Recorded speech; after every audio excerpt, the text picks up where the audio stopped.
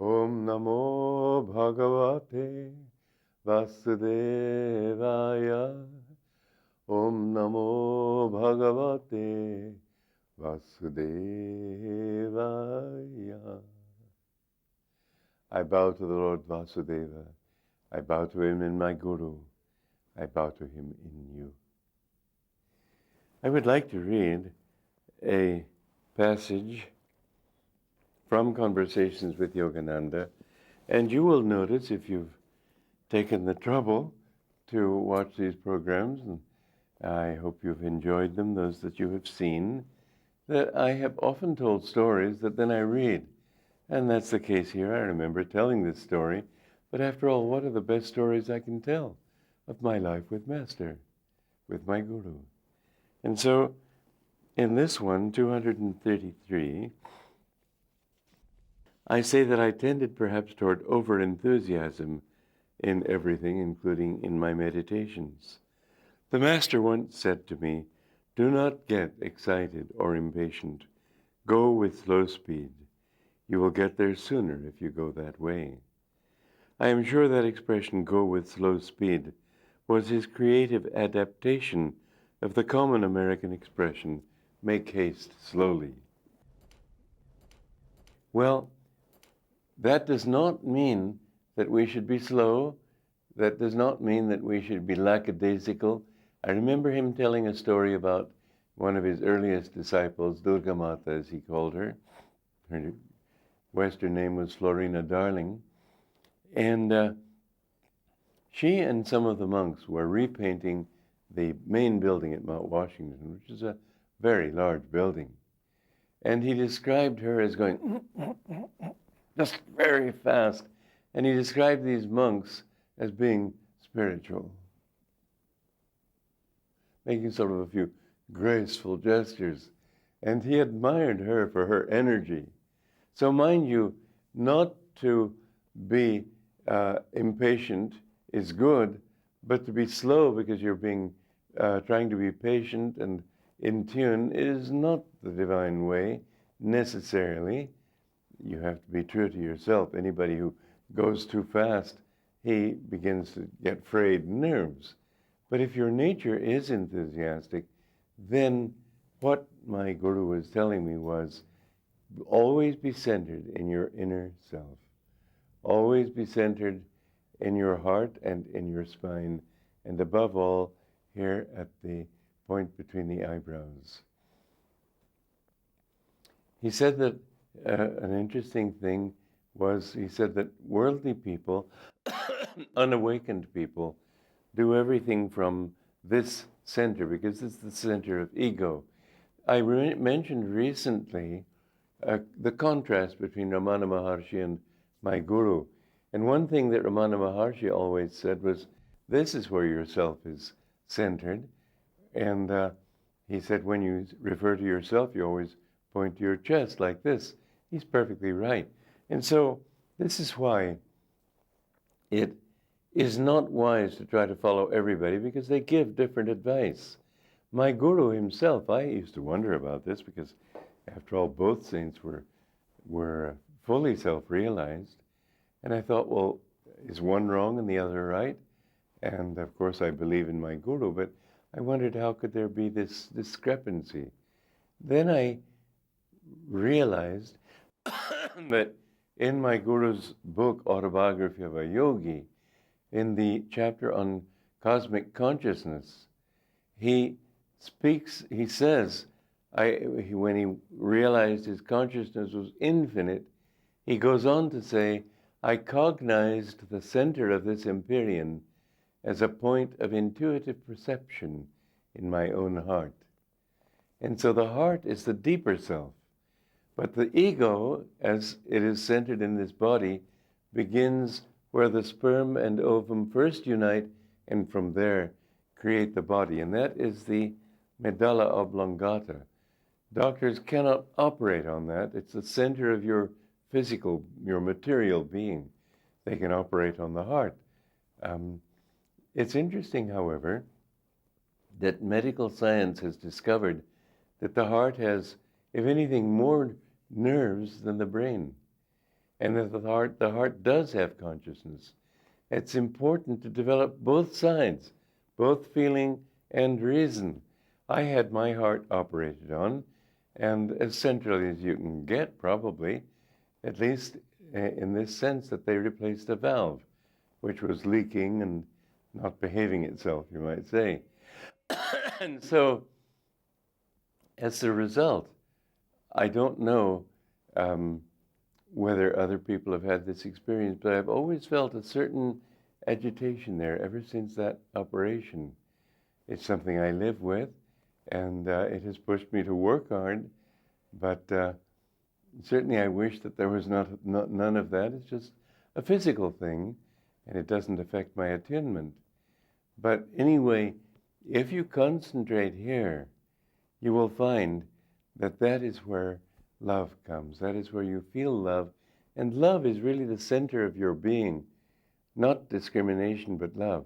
So both masters were right. They were talking on two different levels. But Master, to come back to what I was talking about earlier, said that most people direct their activity from here. And you can see that is so. When somebody flatters you, and it's here that you're feeling it. When you feel proud of yourself, look at many rock singers sort of throwing their heads about, it's from here.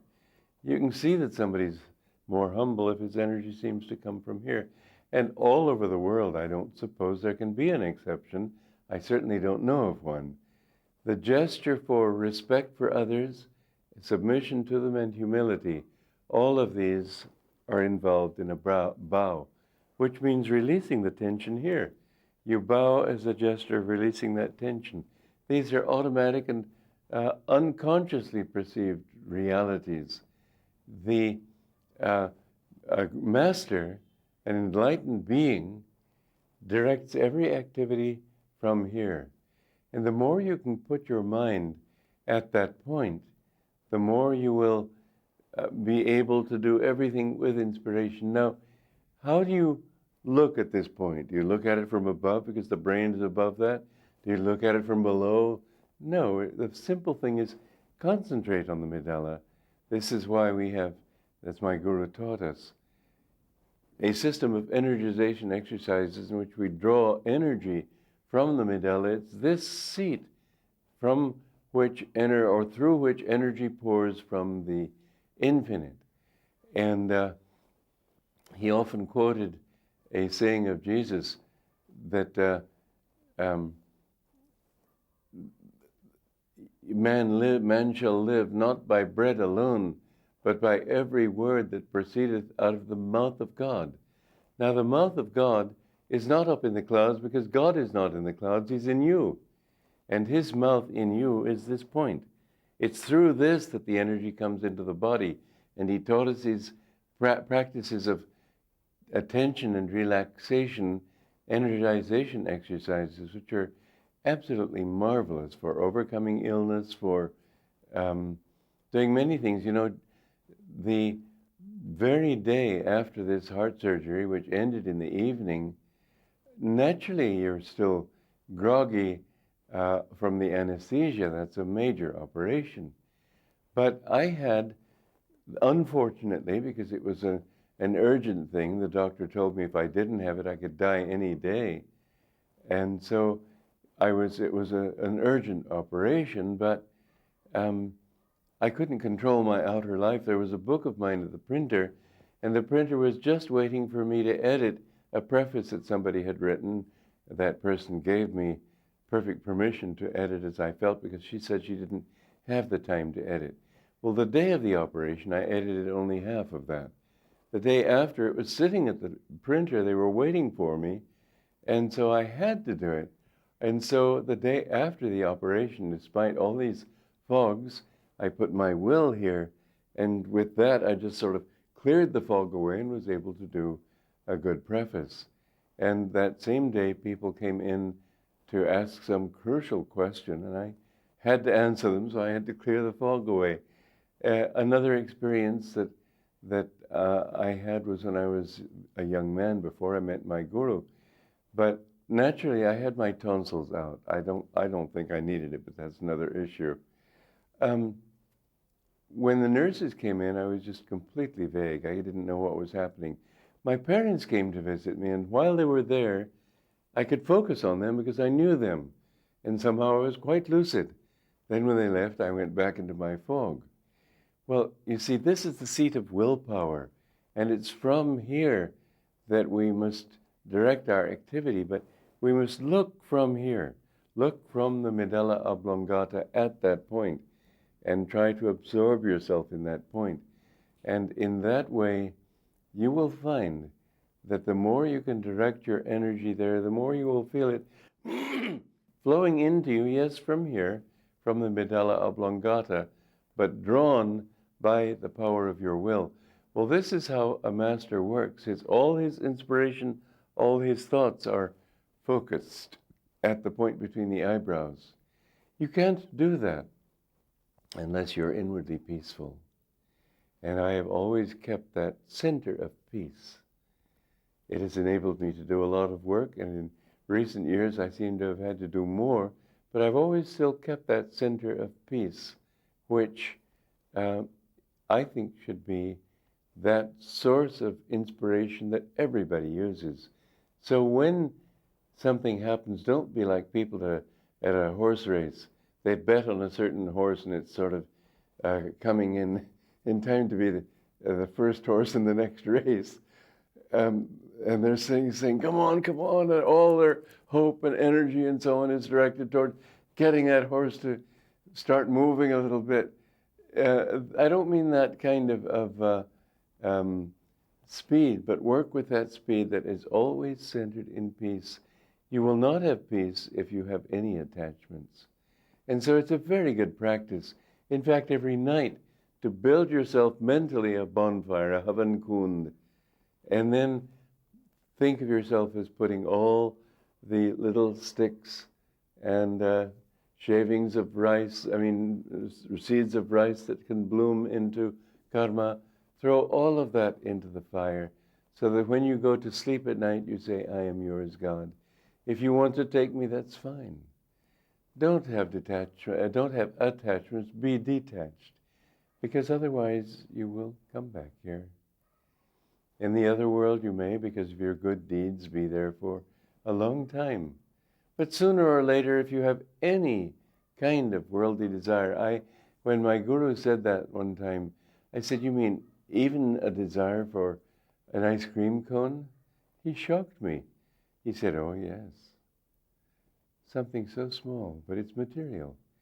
Every single desire that you have, no matter how small, not just the urgent ones, it still weaves a cocoon. It may be a very fine filament, but it helps to weave that cocoon of maya, of delusion around you.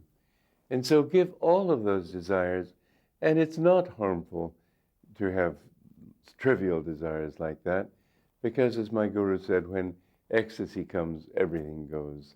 Nonetheless, it will have to go, because as long as it's there, that will still be an attachment.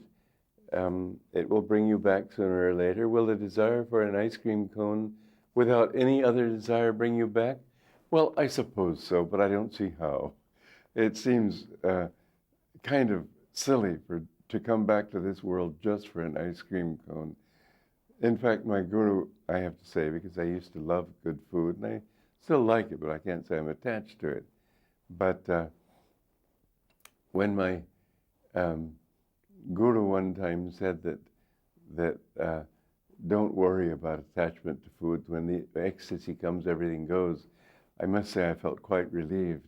And somebody asked him, which of the senses is more spiritual, taste or smell? And he said, taste. And I felt great joy in that. Pretty absurd, but nonetheless, we all have our own little absurdities. The important thing is to understand that everything that you do, the more you allow him. One thing that gave me great inspiration was when I read in something that he wrote that God can come to you through the senses. He can come to you as 1,000 most exquisite tastes all melted into one. Oh, wow, how beautiful. But you know, you can satisfy that also probably in the astral world, but still, it is one of the things that bring people back here. And why come back into the same old? I just think of having to go through babyhood and having to learn control over your bowels and your everything. And then going through childhood and needing to learn how to control your body, and then going through all the ridiculous emotions that young children go through and wanting this and wanting that. Finally, you get to be a young adult, you begin to be awakened physically. All these things you have to go through, and all the teenage rebellion and everything. It's such a waste of time, doesn't it seem so? That you have to go through just about 24 years just to reach maturity, and then what? Be a child before God. That's the most mature thing you can be. And so I say, when you give your desires to God, and when you practice a simple little mental visualization at night, it's a good thing to do. And you know, Kriya Yoga is a wonderful thing for burning up your samskaras and your desire. You bring that energy up. This is the internal yajna. You bring the energy up the spine and offer it here and let it be burned in the infinite light. This is what sadhana is all about. And it's a wonderful thing that India preserved through its dark ages, all these various rituals that are intended to help remind you that that is what you're supposed to do. But if you don't also do it inwardly, then how are you going to advance just through karma kund? It just involves you in more karma. Acting just in order to do these ceremonies. Learn the inner ceremony. Offer your inner peace up to God.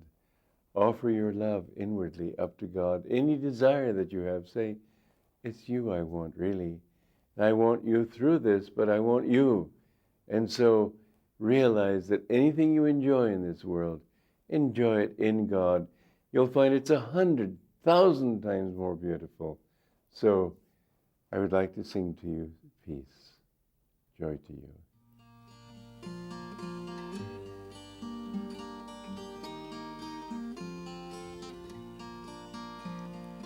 Peace gave us the mountains, peace gave us the sky.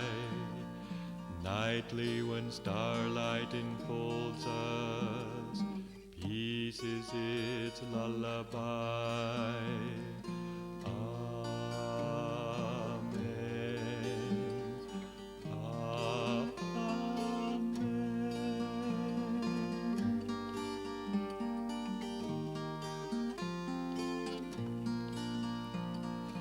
Peace gave us the morning, peace gave us the sun, bird songs that call us to welcome, day and fresh labors begun.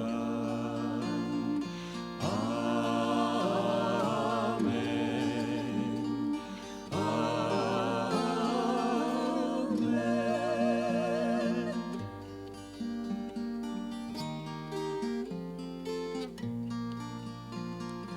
Peace gave us the seasons, peace gave us the rain, cool clouds that gather to bless us, mist hands that soothe away pain. Amen. Amen.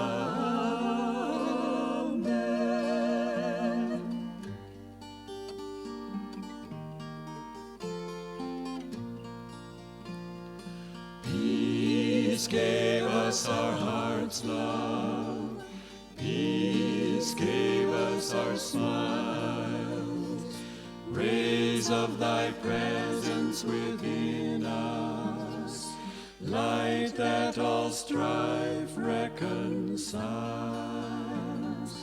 Amen.